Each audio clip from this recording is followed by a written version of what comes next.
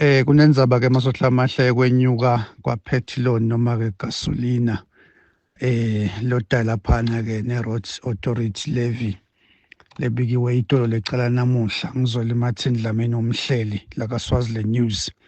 Sesinaye ke lapha sihlalo welibandla letekuthutha i-Road Transport Council ngusabelo wakwaDlamini. Siyabusela mlangeni la Swaziland News sibakho isikhathi sakho. Sivusele mlangeni. Sibonga ukuthola ithuba lokuthi singene ehlelweni lakho ba.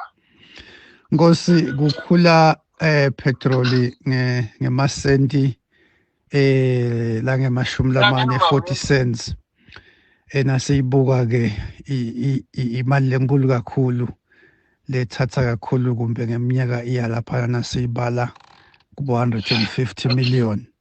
Ingabe ngala kuTekuthutha Nkosi kutabe sekumanjani emakhikhini eMaswati njengoba sekungedangedekile la? Msakathi silimala kakhulu ngoba sikhuluma nje kaphela na-2 wetinyanga kungene 80 cent. Sathi sisegadzile kwaphinde kuqhamuka nangu 40 cent. Shothi mawubala sengu-1.20 imali engenile. Itolo loku si-public transport sikhuliselwe ema-user fees. Lema ngikhuluma ngema-user fees, ngikhuluma ngema-permits, ngikhuluma ngema-CF nokuthesta notimotolo nga-200%.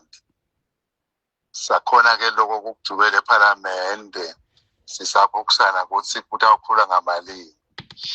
Leke sithi thina siyi-public transport silimala kakhulu because i-profit yethu ila ku-petrol nema-parts naho whatsoever lokusebenziswa.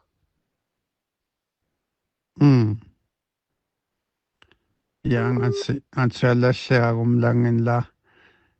Nkosi public transport. Uke wala lo nkulumo nje mabandla asicelile ke ukuthi bacela ukuthi sibe nemhlangano. Hello. Uke walahleka Nkosi kodwa sokukahle soyakuva umlaleli. Yes, sicela ukuthi sibe nemhlangano ngelesibili ema-operators nje ashayile. Siubitile kumhlangano la lapho sofike sichazele bona ukuthi lesimo sesithi nyalo ngeke sisakhona lokusebenza silungisela leti moto etihamba wona laMaswati. Kulapho ke safike sibuke ukuthi ingabe sitawukhulisa ngamalini lama bus fares. Sibukisana nahulumende khona lapho masiphuma kulowo mhlangano Msakathi. Nkosi sesephetha kunanayo indzaba lesimo vele ngalokuthi imali lamakhikhini eMaswati ngathi seyiyamfiva. Sithole ukuthi lamanye amakhumbi ayahlala lilanga lonke ahambe ngemagema ukhanze ukuthi lenye iyahamba ngemisombuluko iziyolayisha ngalesithathu. Noma ke kwentiwa yini Nkosi noma kubangwa kwanza kwetimoto tekuthutha yini noma kumbe kunjani? Lokho kubangwa ngokuthi lesive sengwenyama seside imali. Abasagibeli bantu abaningi ngenzaba yokuthi sekudulile nalokuhamba lokho sitawukhulisa nje. Kutaba ngilenye imbangela because leti moto mawutawuthi ndawubekisa nje ngihamba abane emanzini. We've got 160 wetimoto letlamgwacweni. Liyaphambana naletiqhamuka ngalembabane naletiqhamuka kamanzini. Ufuneka makuphelata kamanzini kungene leqhamuka embabane. Uyokhanze ukuthi ke leliqhamuka ngalembabane atsakhona ilasha kamanzini naleta kamanzini embabane etingakhona. So ke ukhanza ke sinanakho sithi idibhadibha inakuzwa ilalavuka. Lelalavuka isho ukuthi namhlanje uyasebenza la ngalongo lomunye umile. Kusaza kusebenza leti betimile leti nyatsisebenzi. Bakhanza ke ukuthi lokho sekungiyona option leti yawena ukuthi leti moto tisebenze lonke lelo langa kulelo langa lelo.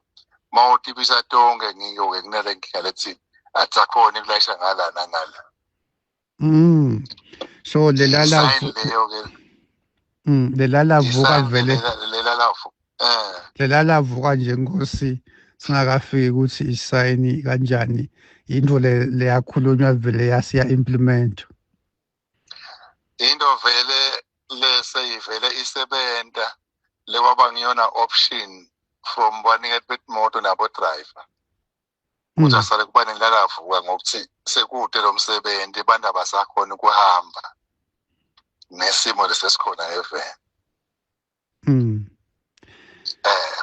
asenkosi ke uphetha ngekuthi lokho ukuthi ingombatane inkosi ingombatane ukuthi abantu sebede imali mawubuka nje kukhule bogesi kwakhula emandi so nathi masitawukhutha nje lama-bus fares ezingibalile ukuthi sina 3 years engakakhuli sinanathi rent ibalile bo 200% bo user fee bese sibuka nabo petrol labakhulile from 3 years ukuthi wawumalini masibala nje ngibuka ngemehlo engqondo ikambamba 50% i-bus fares so lo ingakakhuli ngala isibeyisole ngakakhulu ngala ngibala ukuthi masesikhulisa you may find ukuthi sitawukhulisa ngayo lo 50% mangibuka nje ngemehlo engqondo nami kuba ngilayman but asibalela lama economists lesibacelile emsakade saba kakhulu inkosi ukukhumisana nawe sibonga kakhulu ya ke masotlo mahle ngusabelo wakadlamini so ngusihlalo ke lapha yana ke ebandleni letikuthutha i-Road Transport Council ya ibeka lapha futhi ka local combis nyalo so lapha ke ebandleni lelikhulu la Road Transport Council ya senivile ke ukuthi sekunelala vuka masotokithi simo asisiso lesimnanzi uma abantu bede imali kunengi lokonakalako kunengi lokhanza ukuthi evena akusahambi kahle ngoba kufuneka abantu bahole kahle babe nemali bathe ukhona ukugibela amabhasi bathenga ititolo nasekuthi imali ekhikhini leliswati ngalinye kunengi lo bese kuyonakala njengoba senivile ukuthi sekunelala vuka ilala vuka ke ukuthi emakhumbi nangabe nje ihambe ngemsombuluko iyahlala iyabhaka lilanga lonke ngalesibili ngiyawubekisa yawuze uhambe ngalesithathu simo ke lesikhona umnotho ushona phansi kukaSwaziland News la ngikhuluma khona mina ngumhleli nguzweli Martin Dlamini lokucophelo nambiko